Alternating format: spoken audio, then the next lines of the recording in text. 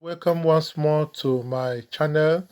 I remain your anchor man, Mr. Equity Man, and like we will always say that he that comes to equity should come with clean hands.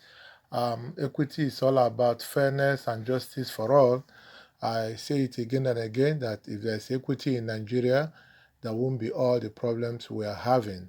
Having said that, ladies and gentlemen, I want to encourage you to subscribe to this channel if you're yet to do that. When you subscribe, you're going to be among the first, to be notified whenever I upload, important political news, just like I'm about to now. Um, Today's news is a very interesting one. It can be found on the Daily Post of June 25th, 2019, and the title is "You Are a Pastor, Stop Lying, Nigeria Not Safe, Afenifere Tackles Osibanjo." Okay. The pan-Yoruba social group Afenifere has carpeted Vice President Professor Yemi Osibanjo over his claim that the ongoing insecurity in the country, particularly kidnapping and banditry, were being exaggerated by Nigeria. The General Assembly of the group on Tuesday at Akure, home of its leader, Chief Ruben Fasoranti, who berated Professor Osibanjo over the comment made on Sunday while addressing some Nigerians in New York, maintained that the growing trend of insecurity in the country is an indication of a failed state, particularly with the recent security alerts issued by the United Kingdom and United States of America to their citizens over security threats in most parts of the country. While stating that the development called for concern, the group stressed that it does not reflect truthfulness on the part of the vice president, as Yoruba land is still under siege, as as as well the continued traumatization of our people by Fulani herdsmen, kidnappers, militias all across the 6 states in the zone, as well as Kwara and Kogi State. Recall that the vice president had, during a town hall meeting in New York on Sunday evening, while responding to questions and comments as regard high rate of killing and kidnapping in the country, stated that with respect to general kidnapping, which we have seen in parts of the country, again, this is not entirely new. In fact, some of the kidnapping stories you read or listen to are simply not true anywhere. Some are fueled by politics. At the meeting, Osibanjo added that there are cases of kidnapping, no question at all about that, but some of the more dramatic stories that you hear are simply not true. According to the National Publicity Secretary of the group, Yinka Odumakin, who signed the communique after the meeting, Afenifere frowned at these unfortunate comments by the vice president, who shames the Yoruba people with his very cheap politicking with the lives of Nigerians.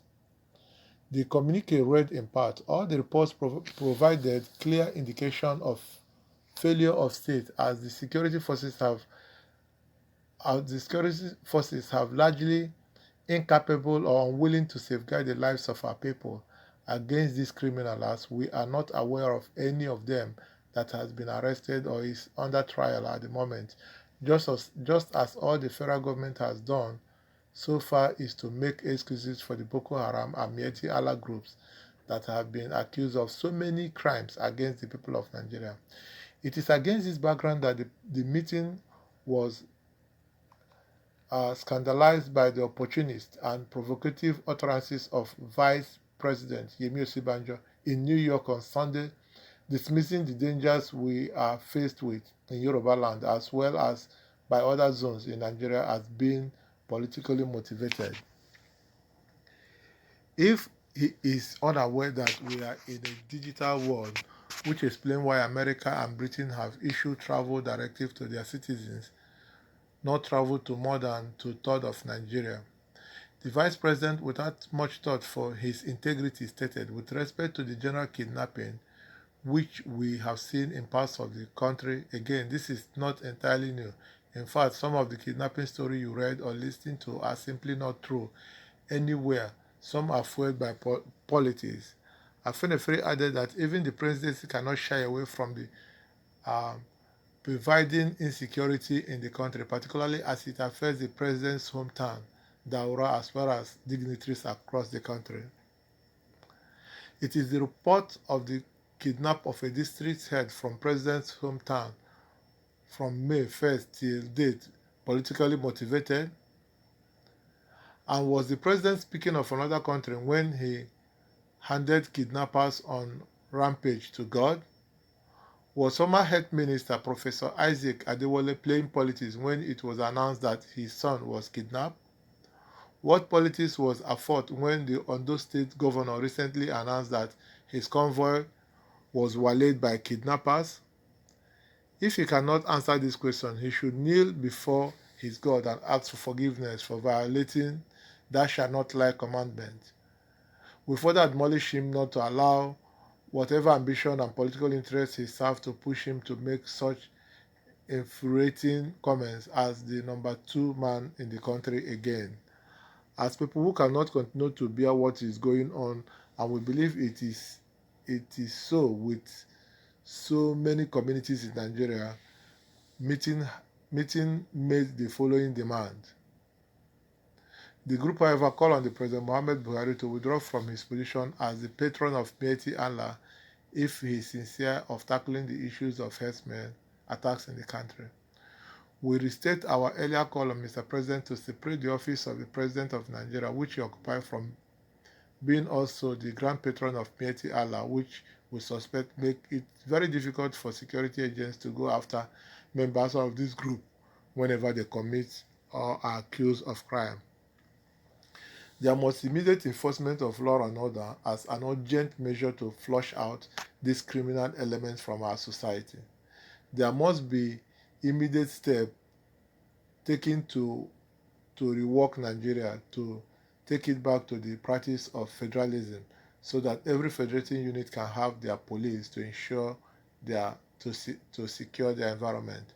In order to cut the production line of criminals and bandits, we must have the practice of federalism in many key spheres, especially the economy, so that all units must have the right to tap whatever is under their soil, so that new corridors of prosperity are created to eradicate the massive unemployment in the country, so we can cease to be the headquarters of poverty.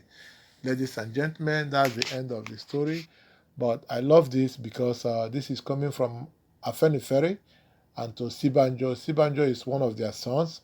So if they are chastising him, that means it is an honest criticism.